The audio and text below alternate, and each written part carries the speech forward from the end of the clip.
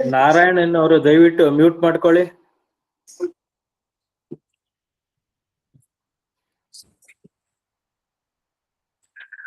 ಸುಮತಿಭಿರನುಮೇಯಂ ಶುಭ್ರಕಾಯಂ ಸಖಾಯಂ ಸುಖಮಜಮನಪಾಯಂ ಮುಕ್ತ್ಯುಪಾಯಂ ವಿಮಾಯಂ ಗೃಹಜಮಹಮಮೇಜಂ ಧ್ಯೇಯಮಾಮ್ನಾಜಗೇಜಂ ಸದಜಮಸದಜೇಜಂ ಶ್ರೀಸಹಾಜಂ ಭಜೇಯಂ ತಪಸ್ವಾಧ್ಯಾಯ ಶುಶ್ರೂಷಾ ಕೃಷ್ಣಪೂಜಾರತಂ ಮುನಿಂ ವಿಶ್ವೇಶಮಿಷ್ಟದಂ ವಂದೇ ಪರಿಮ್ರಾಟ್ ಚಕ್ರವರ್ತಿನಂ.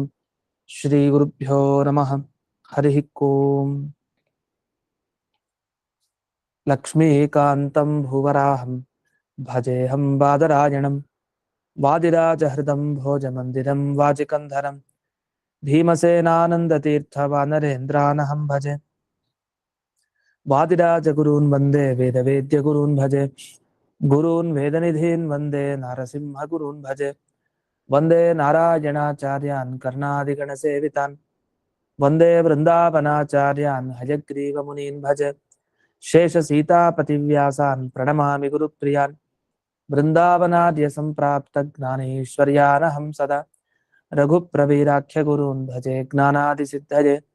ಶ್ರೀಮದ್ ವೃಂದಾವನಾಖ್ಯಾನಂ ವ್ಯಾಖ್ಯಾನೆ ಮಂದಧೀರಹಂ ಯದ್ಯಪ್ಯನಧಿಕಾರ್ಯಸ್ಮಿನ್ ತಥಾಪಿ ಗುರುವಾಕ್ಯತಃ ಮಯಾ ಯದಲ್ಪಂ ವಿಜ್ಞಾತಂ ತತ್ಸ್ಮೃತ್ಯರ್ಥಂ ನಿರೂಪ್ಯತೆ.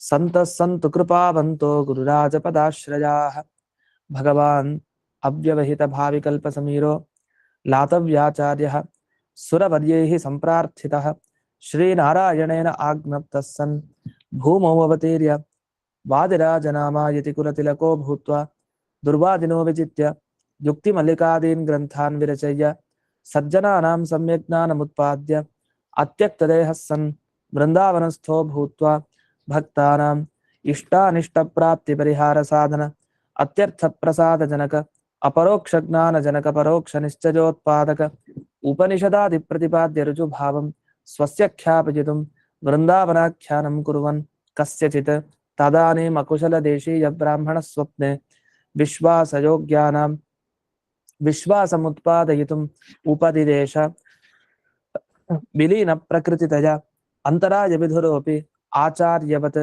ಶಿಷ್ಯಾನ್ ಗ್ರಾಹಯಿತುಂ ಗ್ರಂಥಾದೋ ಮಂಗಲಮಾಚರತಿ ಹಯಗ್ರೀವೇತ್ಯಾದಿನಾ. ಹಯಗ್ರೀವಂ ಚಿದಾನಂದ ವಿಗ್ರಹಂ ಸದನುಗ್ರಹಂ ದಶಗ್ರೀವಚ್ಛಿದಂ ಶಾಪಾತ್ ಮಣಿಗ್ರೀವ ವಿಮೋಚನಂ. ಇದುವರೆಗೆ ಸೀತಾಪತಿ ಮತ್ತೆ ಶೇಷ ಈ ಇಬ್ಬರು ವ್ಯಕ್ತಿಗಳಿಗೆ ವಿಶೇಷವಾಗಿ ವಾದಿರಾಜರು ಈ ಏಡಮೂಕ ಬ್ರಾಹ್ಮಣನ ಮುಖಾಂತರ ಅನುಗ್ರಹವನ್ನು ಮಾಡಿದ್ದಾರೆ. ಹೇಗೆ ಅವರು ಉಪಾಸನೆ ಮಾಡಬೇಕಾಗಿರೋ ಒಂದು ರೂಪದ ಬಗ್ಗೆ ತಿಳಿಸಿದ್ದಾರೆ.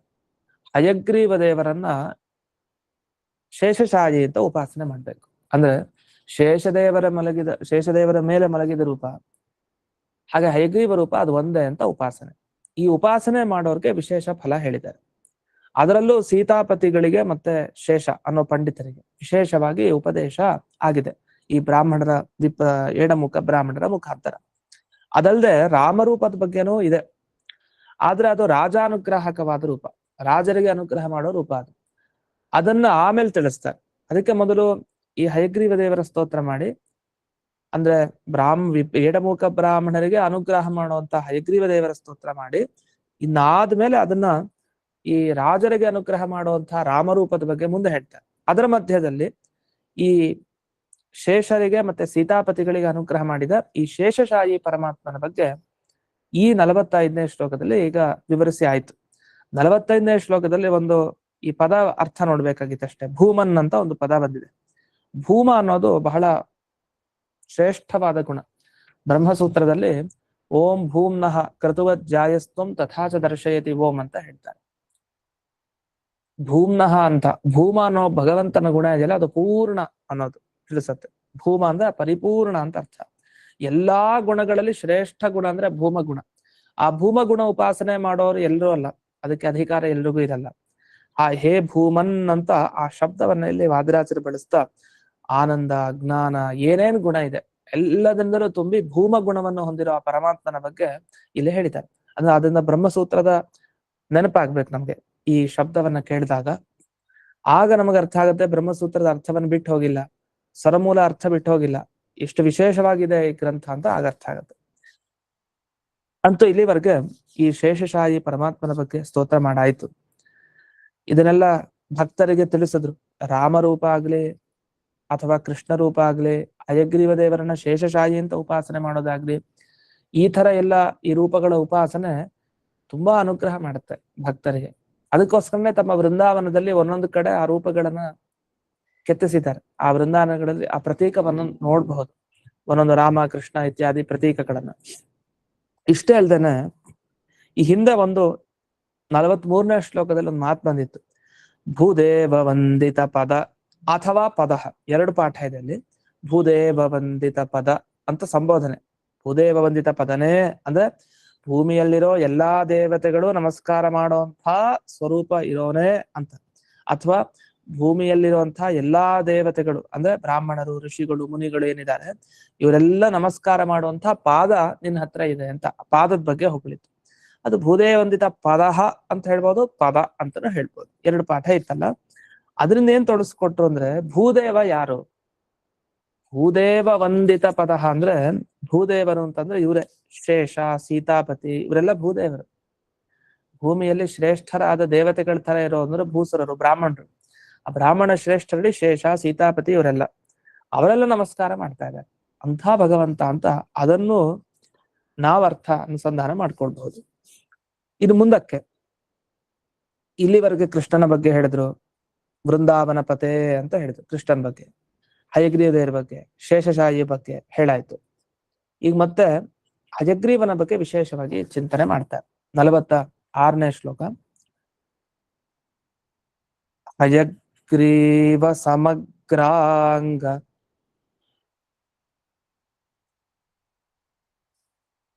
ಶುಭಾಗ್ರ್ಯಾಕ್ಷಿ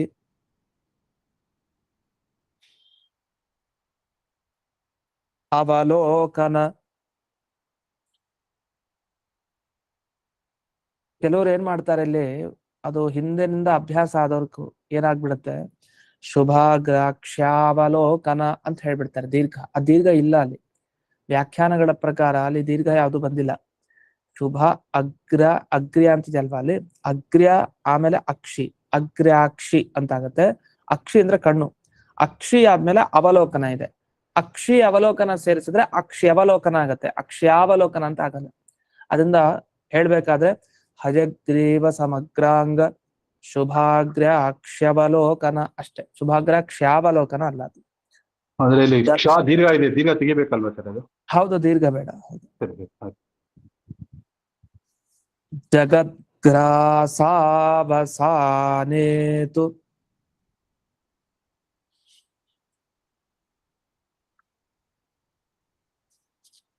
ಜಗದ್ ವಿಗ್ರಹ ತೇ ನಮಃ.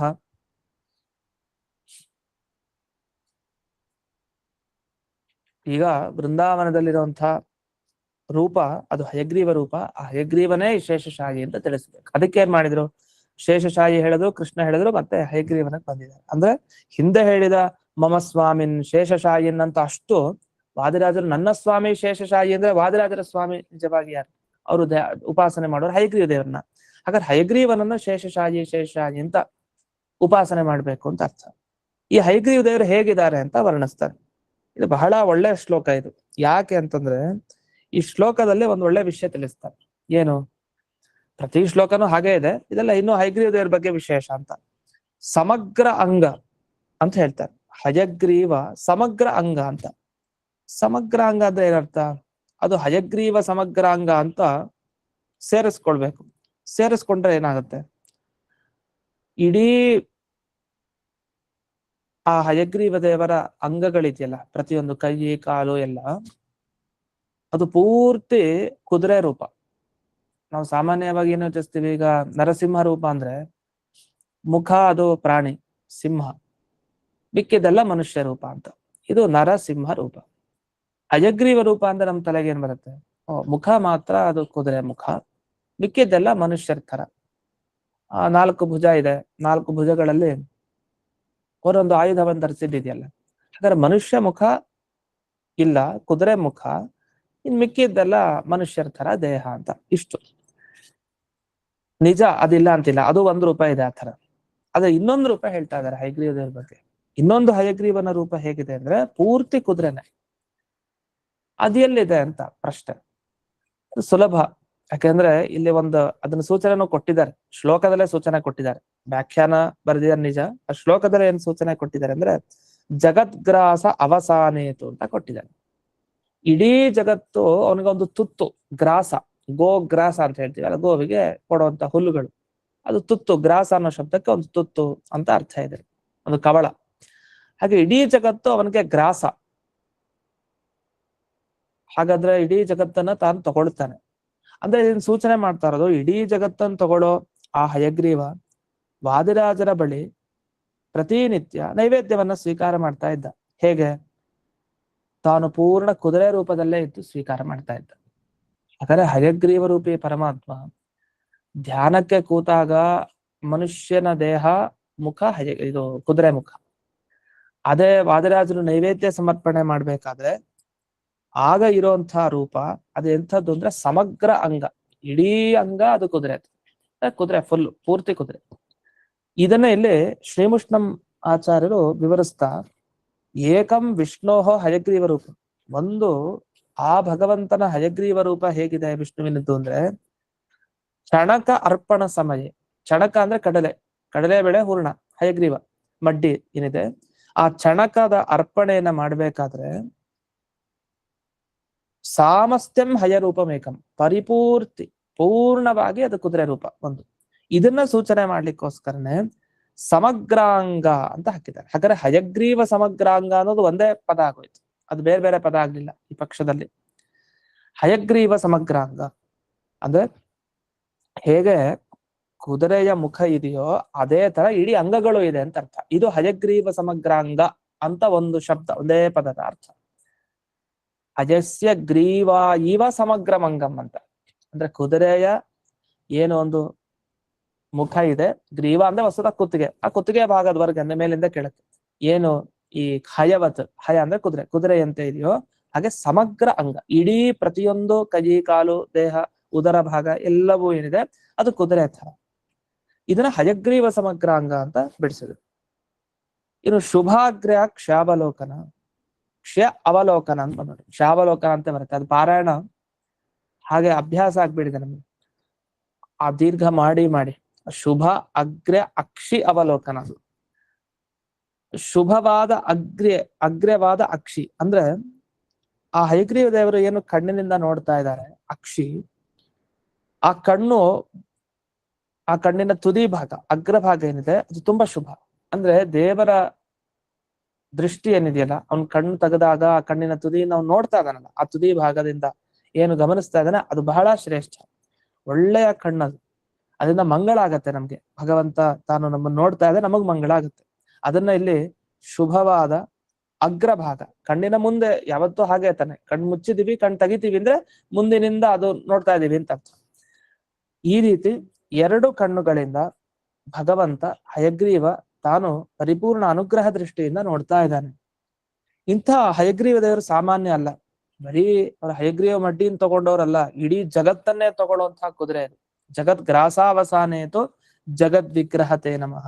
ಇಡೀ ಜಗತ್ತೇ ಅವನ ಶರೀರದಲ್ಲಿದೆ ಅಂದೇನರ್ಥ, ಯಾವಾಗ ಅವನು ಜಗತ್ತನ್ನ ಗ್ರಾಸ ಮಾಡ್ತಾನೆ, ಪೂರ್ಣ ಹಾಕೊಳ್ತಾನೆ, ಕೊನೆಗೆ ಜಗತ್ ಎಲ್ಲಿ ಹೋಯ್ತು? ಅವನ ವಿಗ್ರಹದಲ್ಲಿ. ವಿಗ್ರಹ ಅಂದ್ರೆ ದೇಹ ಅಂತ ಅರ್ಥ. ಹಾಗಾದ್ರೆ ಹಯಗ್ರೀವ ದೇಹದಲ್ಲಿ ಯಾವಾಗ ಈ ಜಗತ್ ಸೇರ್ಕೊಳ್ತು ಅಂದ್ರೆ ಪ್ರಳಯ ಕಾಲದಲ್ಲಿ ಜಗತ್ತನ್ನೆಲ್ಲ ನುಂಗಿದಾಗ ಅಂತ ಈ ಅರ್ಥವನ್ನ ಹೇಳ್ತಾ, ಇಂಥ ಹಯಗ್ರೀವ ದೇವರಿಗೆ ತೇ ನಮಃ, ನಿಮಗೆ ನಮಸ್ಕಾರ ಅಂತ ಮಾಡಿದ್ದಾರೆ. ಇಲ್ಲಿ ಶ್ರೀಮುಷ್ಣಮಾಚಾರ್ಯರು ಒಂದು ಭಾಗವತದ ಪದ್ಯವನ್ನ ಉದಾಹರಿಸಿದ್ದಾರೆ. ಭವಾನೇಕ ಶಿಷ್ಯತೆ ಶೇಷ ಸಂಜ್ಞಃ ಇತಿ ಭಾಗವತೋಕ್ತೆ ಅಂತ ಒಂದು ಮಾತು ಹೇಳ್ತಾರೆ. ಇದು ಯಾಕೆ ಬಂತು ಅಂತ, ಇಲ್ಲಿ ಭಾಗವತದ ಬಗ್ಗೆ ಯಾಕೆ ಬಂತಂದ್ರೆ ಹಿಂದೆ ಶೇಷಶಾಯಿ ಅಂತ ಹೇಳಿದ್ದಾರೆ. ಈ ಶೇಷ ಅನ್ನೋ ಶಬ್ದವನ್ನ ಭಗವಂತನಲ್ಲಿ ಬಳಸ್ತಾರೆ. ಯಾಕೆ ಅಂದ್ರೆ ಯಾವುದು ಶೇಷ ಉಳಿಯತ್ತೋ ಅದನ್ನ ನಾವು ಶೇಷ ಅಂತ ಕರೆಯೋದಿದೆ. ಈಗ ಉಚ್ಚಿಷ್ಟ ಅಂತ ಹೇಳ್ತೇವೆ. ಉಚ್ಚಿಷ್ಟ ಅಂದ್ರೇನು? ತಿನ್ಬಿಟ್ಟಿದ್ದು. ಶಿಷ್ಟ ಅಂದ್ರೆ ಉಳಿದಿದ್ದು ಅಂತ ಅರ್ಥ.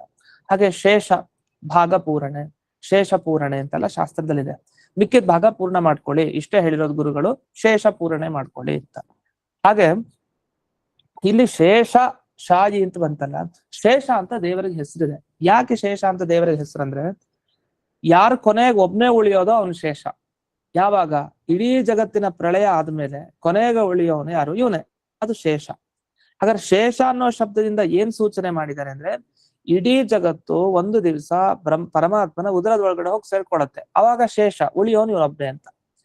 ಈ ಗುಣವನ್ನ ತಿಳಿಸ್ಲಿಕ್ಕೆ ಜಗದ್ವಿಗ್ರಹ ಅಂತ ಇಲ್ಲಿ ಬಂದಿದೆ. ಹಾಗಾದ್ರೆ ಹಿಂದೆ ಶೇಷಶಾಹಿ ಅಂದ್ರು, ಜಗದ್ವಿಗ್ರಹ ಅಂದ್ರು, ಹಯಗ್ರೀವ ಅಂದ್ರು, ಇದೆಲ್ಲ ಒಂದೇ ಅರ್ಥವನ್ನು ಕೊಡೋದೆ ಶಬ್ದಗಳು. ಅದು ತಾತ್ಪರ್ಯ ಅರ್ಥ ಅಂತ ಹೇಳ್ತಾರೆ. ನೇರವಾಗಿ ಕೊಡದೆ ಇದ್ರು ವಿಚಾರ ಮಾಡಿದಾಗ ಓ ಶೇಷ ಅನ್ನೋ ಶಬ್ದದ ಅರ್ಥವನ್ನೇ ಜಗದ್ವಿಗ್ರಹ ಹೇಳ್ತಾ ಇದೆ ಅನ್ನೋ ತರ. ಜಗದ್ವಿಗ್ರಹ ಅನ್ನೋದನ್ನ ಜಗದ್ಗ್ರಾಸಾವಸಾನ ಅಂತ ಹೇಳಿ ಹಯಗ್ರೀವ ಅನ್ನೋ ಶಬ್ದ ವಿವರಿಸ್ತಾ ಇದೆ ಅಂತ. ಹೀಗೆ ಒಂದೊಂದು ಶಬ್ದಕ್ಕೂ ಒಂದೊಂದು ಅರ್ಥದಲ್ಲಿ ಇದೆ, ಸಂಬಂಧ ಇದೆ. ಅದರಿಂದ ಒಟ್ಟು ತಾತ್ಪರ್ಯ ಏನು? ಶೇಷ ಅಂದ್ರೆ ಕೊನೆಗೆ ಉಳಿಯೋನೊಬ್ಬ. ಇವನ್ ಕೊನೆಗೆ ಉಳಿತಾನ? ಹೌದು. ಯಾಕೆಂದ್ರೆ ಹಯಗ್ರೀವ ಮಡ್ಡಿಯನ್ನಷ್ಟೇ ತಗೊಳೋದಲ್ಲ ಹೊರತು ಇಡೀ ಜಗತ್ತನ್ನೇ ತಾನು ತುತ್ತಾಗಿ ತಗೊಳ್ತಾನೆ.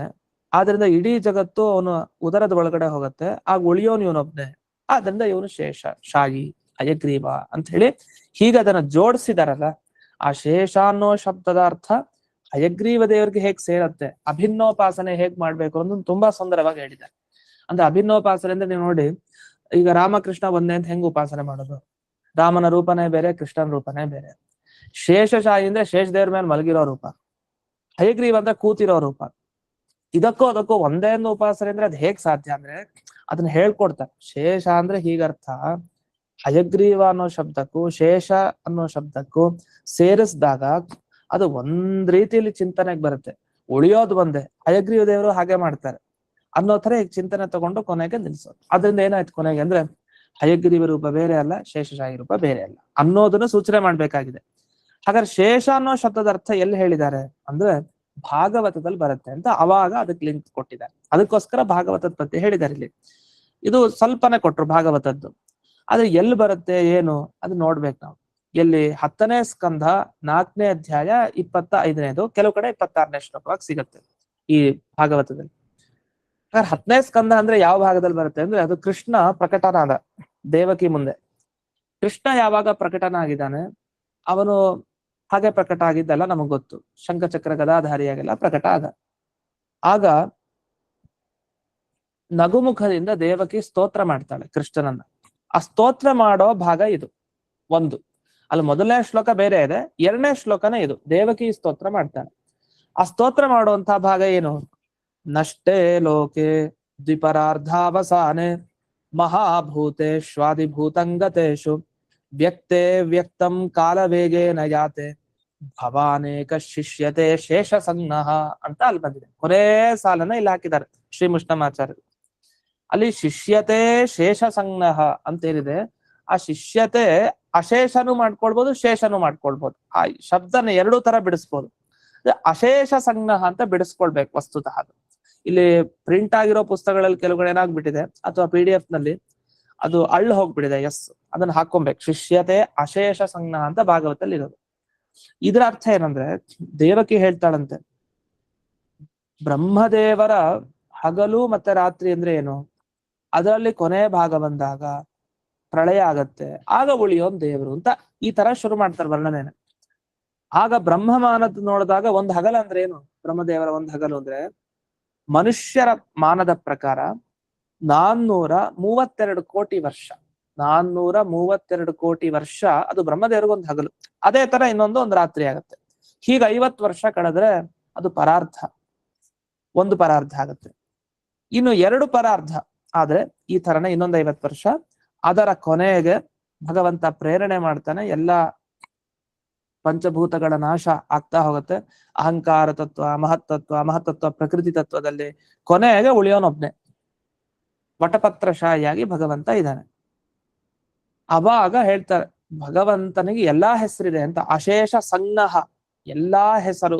ಸಂಜ್ಞ ಅಂದ್ರೆ ಹೆಸರು. ಅಶೇಷ ಒಂದನ್ನೂ ಬಿಡದೆ, ಶೇಷ ಅಂದ್ರೆ ಆಮೇಲೆ ಹಳ್ಳ ಹಾಕೊಂಡ್ಬಿಡದೆ ಅಂದ್ರೆ ಎಲ್ಲ ಉಳಿದಿದ್ದು ಅಂತ ಆಗ್ಬಿಡುತ್ತೆ, ಎಲ್ಲ ಅನ್ನೋ ಅರ್ಥ ಬರಲ್ಲ. ಅಶೇಷ ಸಂಜ್ಞಃ, ಎಲ್ಲಾ ಹೆಸರು ದೇವರಿಗಿದೆ ಅಂತ. ಎಲ್ಲಾ ಹೆಸರು ದೇವರಿಗಿದೆ ಅಂತ ಅದ್ ಹೇಗೆ ಹೇಳ್ತೀರಿ? ಯಾವ್ದು ಜಗತ್ನಲ್ಲೇ ಇಲ್ಲ. ಹೆಸರು ಅಂತಿದ್ರೆ ಅದ್ ದೇವರಿಗೆ ಆಗ್ಬೇಕಲ್ಲ. ಈಗ ಎಲ್ಲಾ ವೇದಗಳಲ್ಲಿರೋ ಶಬ್ದ ದೇವರನ್ನೇ ಹೇಳುತ್ತೆ, ನಮ್ಮೆಲ್ಲರ ಶಬ್ದ ದೇವರನ್ನ ಹೇಳುತ್ತೆ, ದೇವತೆಗಳ ಶಬ್ದ ದೇವರನ್ನ ಹೇಳುತ್ತೆ, ಎಲ್ಲಾ ಶಬ್ದ ದೇವರನ್ನ ಹೇಳುತ್ತೆ. ಅದೇಗೆ ಪ್ರಳಯ ಕಾಲ ನೀವ್ ಯಾರು ಇರ್ತೀರಾ? ಯಾರು ಇರಲ್ಲ. ಇರೋನ್ ಒಬ್ಬ, ಆ ಭಗವಂತ, ಅವನನ್ನ ಹೇಳ್ತಾ ಇದೆ ಎಲ್ಲಾ ಶಬ್ದ. ಹಾಗಾಗಿ ಭಗವಂತನ ಈ ಅಶೇಷ ಶಬ್ದವಾಚ್ಯತ್ವ ಅನ್ನೋ ಒಂದು ದೊಡ್ಡ ಗುಣ, ಅಂದ್ರೆ ಎಲ್ಲಾ ಶಬ್ದಗಳಿಂದ ಭಗವಂತನನ್ನ ಹೇಳೋದು, ಆ ಎಲ್ಲಾ ಶಬ್ದಗಳು ಭಗವಂತನ ಗುಣವನ್ನ ಹೇಳ್ತಾ ಇದೆ, ಆ ಗುಣ ನಾವು ಧ್ಯಾನ ಮಾಡೋದು ಅನ್ನೋ ವಿಷಯ ಏನಿದೆ, ಇದನ್ನ ಅಲ್ಲಿ ಭಾಗವತಲ್ಲಿ ಹೇಳಿದ್ದಾರೆ. ಅಲ್ಲಿ ಭವಾನ್ ಏಕ ಶಿಷ್ಯತೆ, ನೀನ್ ಒಬ್ನೇ ಉಳಿತ್ಯ, ಶಿಷ್ಯತೇತಿ ಶೇಷ, ನೀನ್ ಒಬ್ನೇ ಉಳಿತ್ಯ, ಅದರಿಂದ ನೀನ್ ಶೇಷ ಅಂತ ದೇವಕಿ ತಾನು ಭಗವಂತನ ಕುರಿತು ಸ್ತೋತ್ರ ಮಾಡಿದ್ದಾರೆ. ಈ ಅರ್ಥವನ್ನ ತಗೊಂಡು ಇಲ್ಲಿ ಶ್ರೀಮುಷ್ಣಮಾಚಾರ್ಯರು ಭಾಗವತದ ಉಕ್ತಿಯನ್ನ ಇದು ಉಲ್ಲೇಖ ಮಾಡಿದ್ದಾರೆ. ಇದಾದ್ಮೇಲೆ ಷಟ್ಪುರಾಚಾರ್ಯರು ಈ ಶ್ಲೋಕಕ್ಕೆ ವ್ಯಾಖ್ಯಾನ ಮಾಡ್ತಾ ಅವ್ರು ಹೇಳೋದು ಒಂದು, ಏಕಸ್ಯ ಗ್ರೀವಾ ಮಾತ್ರಂ ಹಯಸ್ಯ ಇವ ದ್ವಿತೀಯಸ್ಯದು ಸಮಗ್ರ ಅಂಗಮಪಿ. ಒಂದು ವಿಷ್ಣುವಿನ ಹಯಗ್ರೀವ ರೂಪನೇ ಎರಡು ಥರ ಅಂತ ಪ್ರತಿಜ್ಞೆ ಮಾಡ್ತಾರೆ. ದ್ವಿವಿಧಂ ಹಯಗ್ರೀವ ರೂಪ, ಒಂದು ಗ್ರೀವಾ ಮಾತ್ರ, ಕುತ್ತಿಗೆ ಮಾತ್ರ, ಅಲ್ಲಿವರೆಗೆ, ಇನ್ ಮಿಕ್ಕಿದ್ದು ಸಮಗ್ರಾಂಗ ಅಂತ. ಇದು ಅವರು ಸ್ಪಷ್ಟವಾಗಿ ಆ ಮಾತನ್ನ ಹೇಳಿದ್ದಾರೆ. ಜೊತೆಗೆ ಇನ್ನೊಂದು ಮಾತು ಹೇಳ್ತಾರೆ, ಆಖ್ಯಾನ ಕೇಳೋರು ಅಂದ್ರೆ ಇಬ್ರು ಪ್ರಧಾನ ಅಂತೆ. ಒಂದು ಶೇಷ ಮತ್ತೆ ಸೀತಾಪತಿ. ಅವರಿಗೆ ಅನುಗ್ರಹ ಮಾಡಿದ ರೂಪನೇ ಈ ಹಯಗ್ರೀವತ್ವೇನ ಉಪಾಸಿತ ಶೇಷಶಾಯಿ. ಶೇಷಶಾಹಿಯನ್ನ ಹಯಗ್ರೀವ ಅಂತ ಉಪಾಸನೆ ಮಾಡ್ತಾರಲ್ಲ, ಇದೇ ಅವರಿಬ್ಬರಿಗೆ ತುಂಬಾ ಅನುಗ್ರಹ ಮಾಡಿದ್ದಂತೆ, ಆಖ್ಯಾನ ಕೇಳುವಂತ ಅವರಿಬ್ಬರಿಗೆ. ಅದಕ್ಕೋಸ್ಕರ ಅದನ್ನ ಮತ್ತೆ ಈಗಲೇ ಹೇಳ್ತಾ ಇದ್ದಾರೆ. ಮುಂದಕ್ಕೆ ಇನ್ನೂ ವಿಶೇಷವಾಗಿದೆ ವಿಚಾರ, ಇಲ್ಲಿ ಅಷ್ಟನ್ನ ಹೇಳಿದ್ರು. ಇದಾದ್ಮೇಲೆ ಇವರು ಕಣಗಲಿ ಶ್ರೀನಿವಾಸಾಚಾರ್ಯ ಅವರಂತೂ ಇನ್ನೂ ವಿವರವಾಗಿ ಕೊಟ್ಬಿಡ್ತಾರೆ ಈ ಶ್ಲೋಕದ ವಿವರಣೆಯನ್ನ. ಹೇಗ್ ಕೊಡ್ತಾರೆ ಅಂದ್ರೆ, ಕಂಠಾತ್ ಅಧಸ್ತಾತ್ ಅಥವಾ ಕಂಠ ಅಧಸ್ತಾತ್ ಸಮಗ್ರಾಣಿ ಮನುಷ್ಯವದಂಗಾನಿ ಯಸ್ಯ. ಎಲ್ಲಿಂದ ಎಲ್ಲಿವರೆಗೆ ಸ್ಪಷ್ಟ ಆಗಲ್ಲ. ಗ್ರೀವ ಅಂದ್ರೆ ಕೆಲವರು ಗೊತ್ತಾಗಲ್ಲ, ಅದಕ್ಕೆ ಕಂಠ ಕುತ್ತಿಗೆ ಅಂತ ಅರ್ಥ ಬರೆದ್ರು. ಅದರ ಅಧಸ್ತಾತ್ ಕೆಳಗಡೆ, ಸಮಗ್ರ ಅಂಗ ಏನೇನೇನೇನಿದೆ ಕುತ್ತಿಗೆಯಿಂದ ಕೆಳಕ್ಕೆ ಅದೆಲ್ಲ ಮನುಷ್ಯರಂತೆ ಅಂತ. ಅಲ್ಲ, ಇದು ಎಲ್ಲಿದೆ ರೂಪ ಅಂದ್ರೆ ಅದನ್ನ ಹೇಳ್ತಾರೆ. ಅನ್ಯಸ್ತು ಸಮಗ್ರಾಂಗ ನೈವೇದ್ಯ ಕಾಲಗತಃ, ನೈವೇದ್ಯ ಮಾಡ್ತಾರಲ್ಲ ವಾದಿರಾಜರು, ಆ ಸಮಯದಲ್ಲಿ ಇದ್ದ ರೂಪ ಇದು ಪೂರ್ತಿ ಅಂತ ಇವರ ಮಾತೆ ಪ್ರಮಾಣ ಸ್ಪಷ್ಟವಾಗಿದೆ. ಇನ್ನು ಅವನ ಕಣ್ಣು ಹೇಗಿದೆ? ಎರಡು ಕಣ್ಣು, ಅಕ್ಷಿಣಿ ಅಂತ ಮಾಡ್ಕೊಬೇಕು, ಒಂದೇ ಕಣ್ಣಲ್ಲ ಎರಡು ಕಣ್ಣು. ಅಕ್ಷಿ ಹೇಗಿದೆ ಅಂದ್ರೆ ಅದು ತುಂಬಾ ಮಂಗಳ, ಅದು ತುಂಬಾ ಶ್ರೇಷ್ಠ ಅಂತೆ. ನಾನಾಗ್ಲೇ ಹೇಳಿದೆ ತುದಿ ಭಾಗ ಅಂತ ಹೇಳಿದೆ, ಕಣ್ಣಿನ ತುದಿ ಭಾಗದಿಂದ ಭಗವಂತ ಅಂತ. ತುದಿ ಭಾಗ ಏನು ಪೂರ್ಣ ಎಲ್ಲಾ ಕಡೆಯಿಂದನೂ ನೋಡ್ತಾನಲ್ವಾ ಅವನು ಅಂದ್ರೆ, ಹೌದು. ಆ ಕಣ್ಣಿದೆಯಲ್ಲ ಅದು ಮಂಗಳವೂ ಹೌದು, ಅಗ್ರ್ಯವೂ ಹೌದು, ತುಂಬಾ ಶ್ರೇಷ್ಠವೂ ಹೌದು. ಯಾಕೆ ಶ್ರೇಷ್ಠ ಅಂದ್ರೆ, ಈ ಹಯಗ್ರೀವರ ಆ ದೃಷ್ಟಿ ಇದೆಯಲ್ಲ, ಕಣ್ಣಿನ ದೃಷ್ಟಿ, ಆ ದೃಷ್ಟಿ ಮೋಕ್ಷ ಕೊಡತ್ತೆ ನಿಮಗೆ. ಮೋಕ್ಷ ನೀಡುವಂತಹ ಕಣ್ಣು ಅಂದ ಮೇಲೆ ಎಂಥ ಅದ್ಭುತ ಕಣ್ಣದು. ಅದಕ್ಕೆ ಅಗ್ರೇ ಭವ, ಮುಂದಿರೋರಿಗೆ ಅಗ್ರ್ಯರು ಅಂತ ಕರೀತಾರೆ. ಅಗ್ರ ಪಂಕ್ತಿ ಅಂತ ಹೇಳ್ತೀವಲ್ಲ, ಅಗ್ರ ಪಂಕ್ತಿ ಅಂತ ಹೇಳೋ ಶಬ್ದ ಬಹಳ ಪ್ರಸಿದ್ಧ. ಅಗ್ರ ಪಂಕ್ತಿಯಲ್ಲಿ ಕೂಡೋರು ಅಂತ, ಅದು ಅಗ್ರ್ಯ ಪಂಕ್ತಿನೋ ಅಗ್ರ ಪಂಕ್ತಿನೋ ಅಂತ ಎರಡು ಸರಿ ಹೋಗುತ್ತೆ. ಅಗ್ರ ಅಂತ ಇಟ್ಕೊಂಡ್ರೆ ಅಗ್ರ ಮುಂಭಾಗದಲ್ಲಿ ಇರೋಂತಹ ಪಂಕ್ತಿ. ಅಗ್ರ್ಯ ಅಂದ್ರೆ ಶ್ರೇಷ್ಠವಾದ ಪಂಕ್ತಿ ಅಂತ ಅರ್ಥ. ಎರಡು ತರ ಕನ್ನಡದಲ್ಲಿ ನಾವು ಅದನ್ನ ಬೇರೆ ಬೇರೆ ತರ ಅರ್ಥದಲ್ಲಿ ಬಳಸ್ತೀವಿ. ಅಗ್ರ ಪಂಕ್ತಿ, ಅಗ್ರ್ಯ ಪಂಕ್ತಿ. ಅಗ್ರ್ಯ ಪಂಕ್ತಿ ಸಾಮಾನ್ಯ ಬಳಸಲ್ಲ, ಅಗ್ರ ಪಂಕ್ತಿ ಅಂತ ಹೇಳ್ತಾರೆ. ಆದ್ರೆ ಮನಸ್ಸಿನಲ್ಲಿ ಶ್ರೇಷ್ಠ ಅನ್ನೋ ಅರ್ಥ ಇರುತ್ತೆ. ಆದ್ರೆ ಅಗ್ರ ಅಂದ್ರೆ ಮುಂದೆ ಅಂತ ಅರ್ಥ, ಅಂತೂ ಶ್ರೇಷ್ಠ ಅನ್ನೋ ಅರ್ಥದಲ್ಲಿ ಬರುವಂತ ಶಬ್ದ. ಇಲ್ಲಿ ಯಾಕೆ ಶ್ರೇಷ್ಠ ಆಯ್ತು ಹಯಗ್ರೀವ ದೇವರ ಆ ಎರಡು ದೃಷ್ಟಿಗಳು ಅಂತಂದ್ರೆ, ಮೋಕ್ಷಪ್ರದ ಅಂತ ಇಲ್ಲಿ ಕಣಗಲಿ ಶ್ರೀನಿವಾಸಾಚಾರ್ಯ ವ್ಯಾಖ್ಯಾನ. ಅದರಿಂದ ಅಂಥ ಭಗವಂತನ ಕಟಾಕ್ಷ ನೋಡಿ, ಆ ಭಗವಂತ ತನ್ನ ಎರಡು ಮೋಕ್ಷಪ್ರದವಾದ ಮಂಗಳಕರವಾದ ಆ ಕಣ್ಣಿನ ಕಟಾಕ್ಷ ಏನಿದೆ ಅದನ್ನ ಬೀರ್ತಾನಲ್ಲ. ಅಷ್ಟೇ ಅಲ್ಲ, ಜಗದ್ಗ್ರಾಸ ಅವಸಾನೇತು ಜಗದ್ ವಿಗ್ರಹತೆ ನಮಃ ಅಂತಿದೆಯಲ್ಲ, ಇದಕ್ಕೆ ಇವರು ವಿವರಣೆ ಕೊಡ್ತಾ ಹೇಳ್ತಾರೆ, ಈ ಜಗದ್ಗ್ರಾಸ ಅವಸಾನ ಅಂದ್ರೆ ವಸ್ತುತಃ ಭಗವಂತ ಎಲ್ಲಿದ್ದಾನೆ? ಜಗತ್ತಿನ ಹೊರಗಡೆನೂ ಇದ್ದಾನೆ, ಜಗತ್ತಿನ ಒಳಗಡೆನೂ ಇದೆ. ಜಗದ್ವ್ಯಾಪ್ಯ ಬಹಿರಪಿ ಅನಂತತ್ವೇನ ಸ್ಥಿತತ್ವ. ಅವನು ಹೇಗೆ ಇದ್ದಾನೆ ಅಂದ್ರೆ, ಜಗತ್ತನ್ನು ವ್ಯಾಪಿಸ್ಕೊಂಡಾಗ, ಜಗತ್ತು ಹೋದಾಗ ಅವನು ಹೋಗ್ಬಿಡ್ತಾನೆ. ಇಲ್ಲ, ಹೇಗೆ ಅಂದ್ರೆ ಆಕಾಶ ನಮ್ಮ ಮನೆ ಒಳಗಡೆ ಎಲ್ಲ ಇದೆ. ಮನೆಗೇನಾದ್ರೂ ಆಕಾಶಕ್ಕೆ ಏನಾಗಲ್ಲ, ಮನೆಗೆ ಬೆಂಕಿ ಬಿದ್ದು ಎಲ್ಲ ಸುಟ್ಟು ಹೋದ್ರು ಆಕಾಶಕ್ಕಂತೂ ಏನಾಗಲ್ಲ. ಹಾಗೆ ದೇವರು ಇಡೀ ಜಗತ್ತಿನ ಒಳಗಡೆ ಇರ್ತಾನೆ, ಆದ್ರೆ ಅವ್ನಿಗೆ ಏನಾಗಲ್ಲ, ಜಗತ್ತನ್ನು ತಾನು ನುಂಗ್ತಾನೆ, ಏನಾಗಲ್ಲ, ಅವನು ಅನಂತ, ನಾಶ ಇಲ್ಲದೇನೆ ಹಾಗೇ ಇರ್ತಾನೆ. ಹಾಗಾದ್ರೆ ಏನಾಯ್ತು ಅಂದ್ರೆ ಪ್ರಳಯ ಕಾಲದಲ್ಲಿ ಇದ್ದ ಹಾಗೆ, ಪ್ರಳಯ ಕಾಲದಲ್ಲಿ ಏನಾಗುತ್ತೆ ಅಂದ್ರೆ ಪ್ರಳಯ ಕಾಲದಲ್ಲಿ ಸಮಗ್ರವಾದದ್ದನ್ನ ಭಗವಂತ ತನ್ನ ಉದರದ ಒಳಗಡೆ ಸ್ವೀಕಾರ ಮಾಡ್ತಾನೆ. ಅದನ್ನ ಸೂಚನೆ ಮಾಡೋ ತರ ಸ್ವಲ್ಪ ಸ್ವಲ್ಪ ಈಗ ಹೈಗ್ರೀವ ಮಟ್ಟಿ ತಗೊಳ್ತಾ ಇದ್ದಾನೆ, ಅಂದ್ರೆ ನಾನು ನೆನಪಿಸ್ಕೊಡಿ ಅಂತ ಅದನ್ನ ಸೂಚನೆ ಮಾಡುತ್ತಾರೆ. ಹೀಗೆ ಜಗತ್ಗ್ರಾಸಃ ನಾಶ್ಚರ್ಯಕಾರಿ ಅಂತ ಅಂದ್ರೆ ಭಗವಂತ ಒಳಗಡೆನೂ ಇದ್ದಾನೆ, ಹೊರಗಡೆನೂ ಇದ್ದಾನೆ, ಆದ್ರಿಂದಲೇ ಅವನು ಅದನ್ನ ನುಂಗ್ಬಹುದು ಅಂತ. ಒಂದ್ ಪ್ರಶ್ನೆ ಬಂತು, ಏನಂದ್ರೆ ಈಗ ಒಂದು ವಸ್ತು ನುಂಗ್ಬೇಕು ಅಂದ್ರೆ ಆ ವಸ್ತು ನಮ್ಗಿಂತ ಚಿಕ್ಕದಿರ್ಬೇಕು. ಈಗ ಹಣ್ಣು, ಮಾವಿನ ಹಣ್ಣು ನಮ್ಮ ಬಾಯಿ ಒಳಗಡೆ ಹೋಗ್ಬೇಕು ಅಂದ್ರೆ ಆ ಬಾಯಿಗಿಂತ ಅದು ಚಿಕ್ಕದಾಗಿರ್ಬೇಕು ಮಾವಿನ ಹಣ್ಣು. ತುಂಬಾ ದೊಡ್ಡದಾಗ್ಬಿಟ್ರೆ ನಾವೇನ್ ಮಾಡ್ತೀವಿ, ದೊಡ್ಡದಾಗಿದ್ದು ಅದನ್ನ ಎಷ್ಟು ಬೇಕೋ ಅಷ್ಟು ಭಾಗ ಮಾತ್ರ ತಿನ್ಕೊಂಡು ಅಂತೂ ಒಟ್ಟು ನಮ್ ಬಾಯಿ ಒಳಗಡೆ ಹೋಗೋ ಅಷ್ಟು ಅದು ಚಿಕ್ಕದಾಗಿರ್ಬೇಕು. ತೀರಾ ದೊಡ್ಡದಾಗ್ಬಿಟ್ರೆ ಅದು ಹೆಂಗಾಗತ್ತೆ, ಅದನ್ನ ತಿನ್ಲಿಕ್ಕೆ ಆಗಲ್ಲ. ಈಗ ಪ್ರಶ್ನೆ ಏನಂದ್ರೆ ಜಗತ್ತನ್ನ ನುಂಗ್ತಾನೆ, ಬಾಯಿ ಒಳಗಡೆ ಹಾಕೊಳ್ತಾನೆ ಅಂದ್ರೆ ಭಗವಂತ, ಇವನ್ ಜಗತ್ತಿನ ಒಳಗಡೆ ಇರೋನ ಹೊರಗಡೆ ಇರೋನ ಅಂತ ಪ್ರಶ್ನೆ. ಆಗ ಉತ್ತರ ಕೊಡ್ಲಿಕ್ಕೆ ಇವನು ಇಡೀ ಜಗತ್ತನ್ನ ವ್ಯಾಪಿಸ್ಕೊಂಡಿದ್ದಾನೆ, ಅದಕ್ಕೆ ಜಗದ್ ವಿಗ್ರಹ ಅಂತ ಅವನನ್ನು ಕರೆದಿದ್ದು. ಅಂದ್ರೆ ಇಡೀ ಜಗತ್ತನ್ನು ವ್ಯಾಪಿಸ್ಕೊಂಡಿದ್ದಾನೆ, ಸರಿ ಹೊರಗಿದಾನ? ಈಗ ಮಾವಿನ ಹಣ್ಣು ಒಳಗಡೆ ದೇವರ ಅಷ್ಟು ಇದ್ದಾನೆ, ಮಾವಿನ ಹಣ್ಣು ಹೊರಗಡೆ ಇದ್ದಾನೆ, ಮಾವಿನ ಹಣ್ಣಿನ ತರ ಇಡೀ ಜಗತ್ತು ಅಂತ ಇಟ್ಕೊಂಡು ಆ ಜಗತ್ತಿನ ಹೊರಗಡೆನೂ ದೇವರಿದ್ದಾನೆ. ಅಂತರ್ಬಹಿಶ್ಚ ತತ್ಸರ್ವಂ ವ್ಯಾಪ್ಯ ನಾರಾಯಣ ಸ್ಥಿತ ಅಂತ ಇದೆ ಎಲ್ಲ ಮಾತುಗಳು. ಹಾಗಾದ್ರೆ ಅಂತಹ ಬಹಿಶ್ಚ ಎರಡೂ ಕಡೆ ಹೀಗಿರೋದ್ರಿಂದ ಹೊರಗಡೆ ಇದ್ದು ಅವನು ಇದನ್ನ ಸ್ವೀಕಾರ ಮಾಡಬಹುದು ಅಂತ. ಇಷ್ಟು ಈ ಶ್ಲೋಕದ ಅಭಿಪ್ರಾಯ. ಇಲ್ಲೇ ಕೊನೆಗೆ ಹೇಳ್ತಾರೆ ಶ್ರೀನಿವಾಸಾಚಾರ್ಯ ವ್ಯಾಖ್ಯಾನದಲ್ಲಿ, ದಶಮ ಭಾಗವತೆ ದೇವಕೀಕೃತ ಕೃಷ್ಣ ಸ್ತುತಿ, ಎಷ್ಟು ಬೇಕೋ ಅಷ್ಟು ಹೇಳ್ತಾರೆ, ದೇವಕಿ ಮಾಡಿದ ಕೃಷ್ಣನ ಸ್ತೋತ್ರ ಇದು ಅಂತ ಒಂದೇ ಮಾತಿನಲ್ಲಿ ಅವ್ರ ವಿವರಣೆಯನ್ನು ಕೊಟ್ಟಿದ್ದು ಇದೆ ಅಷ್ಟೇ. ಹೀಗೆ ಈ ಶ್ಲೋಕದ ಸಮಗ್ರ ಅಭಿಪ್ರಾಯ. ಇನ್ನು ಮುಂದೆ ನಾವು ವಸ್ತುತಃ ಈ ಹಯಗ್ರೀವ ಅನ್ನೋ ಶಬ್ದಕ್ಕೆ ಅರ್ಥ ಏನೇನು ಹೇಳಿದ್ದಾರೆ ಅಂತ ಬಹಳ ವಿಶೇಷವಾಗಿದೆ. ಅದನ್ನ ಪ್ರಾರಂಭ ಮಾಡ್ಬೇಕಾಯ್ತು, ಇವತ್ತು ಸಮಯ ಆಗೋಯ್ತು ಅಂತಾರ. ವಿಶ್ವೋತ್ತಮ ತೀರ್ಥರೇ ಹೇಳ್ತಾ ಇದ್ರು ಈ ಹಯಗ್ರೀವ ಶಬ್ದಕ್ಕೆ ಈ ತರ ಅರ್ಥ ಇದೆ ಅಂತ. ಆ ಶಬ್ದಕ್ಕೆ ಅವ್ರು ಹೇಗೆ ಅರ್ಥ ಹೇಳಿದಾರಲ್ಲ ಅದನ್ನ ಜೀರ್ಣಿಸ್ಕೊಳ್ಳಿಕ್ಕೆ ಒಂದಿಷ್ಟು ಯೋಚನೆ ಮಾಡಿ ಜೀರ್ಣಿಸ್ಕೊಬೇಕು. ಸುಮ್ಮನೆ ಏನೋ ಅರ್ಥ ಅಂತ ಹೇಳೋದಲ್ಲ. ಹಯಗ್ರೀವ ಅನ್ನೋ ಶಬ್ದಕ್ಕೆ ಹಯ ಅನ್ನೋದಕ್ಕೆ ಹೇಗೆ ಅರ್ಥ ಬರುತ್ತೆ, ಗ್ರೀವ ಅನ್ನೋದಕ್ಕೆ ಹೇಗೆ ಅರ್ಥ ಬರುತ್ತೆ ಅನ್ನೋದನ್ನ ವಿವರಿಸ್ಬೇಕು. ಸುಮ್ಮನೆ ಹಾಗೆ ಮೇಲ್ಮೇಲ್ ನೋಟಕ್ಕೆ ನೋಡಿದಾಗ ಬೇಕಾದಷ್ಟು ಅರ್ಥ ಆಗ್ಬಿಡುತ್ತೆ. ಸರಿಯಾಗಿ ಆ ಶಬ್ದದಿಂದ ಹೇಗೆ ಅರ್ಥ ಸಿಗತ್ತೆ, ಹಯಗ್ರೀವ ಅನ್ನೋದ್ರಿಂದ ವಾದಿರಾಜರು ಅಷ್ಟೊಂದು ಹಯಗ್ರೀವ ಉಪಾಸನೆ ಯಾಕೆ ಮಾಡ್ತಾ ಇದ್ರು ಅನ್ನೋದಕ್ಕೆ ಇಷ್ಟೊಂದು ರೀತಿ ಹಯಗ್ರೀವ ಶಬ್ದದ ಅರ್ಥ ತಿಳ್ಕೊಂಡಾಗ ಓ ಹಯಗ್ರೀವ ಅಂದ್ರೆ ಇಷ್ಟೆಲ್ಲ ನೆನಪಾಗತ್ತೆ, ರಾಮ ಅಂದ್ರೆ ಇಷ್ಟೆಲ್ಲ ನೆನಪಾಗ್ಬೇಕು, ಕೃಷ್ಣ ಅಂದ್ರೆ 106 ಅರ್ಥ ನೆನಪಾಗ್ಬೇಕು. ಅರ್ಥ ನೆನಪಾದಾಗ ಏನಾಗುತ್ತೆ, ರಾಮ ರಾಮ ಕೃಷ್ಣ ಕೃಷ್ಣ ಅಂತ ಎಲ್ಲ ಗೊತ್ತಾಗ್ತಾ ಇರತ್ತೆ ನಮ್ಗೆ, ಅವನ ಚರಿತ್ರೆ ಎಲ್ಲವೂ ಆ ತರ ನೆನಪಾಗೋ ತರ ಈ ಹಯಗ್ರೀವ ಅನ್ನೋ ಶಬ್ದಕ್ಕೆ ವಿಶೇಷ ಅರ್ಥ ಹೇಳಿದ್ದಾರೆ. ಅದೆಲ್ಲ ಆಖ್ಯಾನದ ಸಂಬಂಧಿಯಾಗಿ ಆಖ್ಯಾನದಲ್ಲಿ ಬಂದ ವಿಶೇಷಾಂಶಗಳೇನಿದೆ, ಗುಣಗಳು, ಅದನ್ನೆಲ್ಲ ಒಂದೇ ಶಬ್ದದಲ್ಲಿ ಹಾಕೊಡ್ತಾರೆ ವಿಶ್ವೋತ್ತಮ ತೀರ್ಥರ ಆ ವ್ಯಾಖ್ಯಾನ. ಅದನ್ನ ಮತ್ತೆ ನಾಳೆ ದಿವಸ ನೋಡೋಣ ಅಂತ ಹೇಳ್ತಾ ಇಲ್ಲಿನ ಪಾಠವನ್ನ ಅಸ್ಮದ್ ಗುರುವಂತರ್ಗತ ವ್ಯಾಸರಾಜ ಗುರುವಂತರ್ಗತ ಭಾರತೀಯ ರಮಣ ಮುಖ್ಯ ಪ್ರಾಣಾಂತರ್ಗತ ಶ್ರೀಮನ್ ಮೂಲ ಗೋಪಾಲ ಕೃಷ್ಣನಿಗೆ ಅರ್ಪಣೆಯನ್ನು ಮಾಡ್ತೇನೆ. ಶ್ರೀ ಕೃಷ್ಣ ನಮಸ್ಕಾರ ನಮಸ್ಕಾರ ಆಚಾರ್ಯ. ನಮಸ್ಕಾರ ಗುರುಗಳೇ. ಗುರುಗಳಿಗೆ ನಮಸ್ಕಾರ. ನಮಸ್ಕಾರ ಆಚಾರ್ಯ. ಗುರುಗಳಿಗೆ ನಮಸ್ಕಾರ.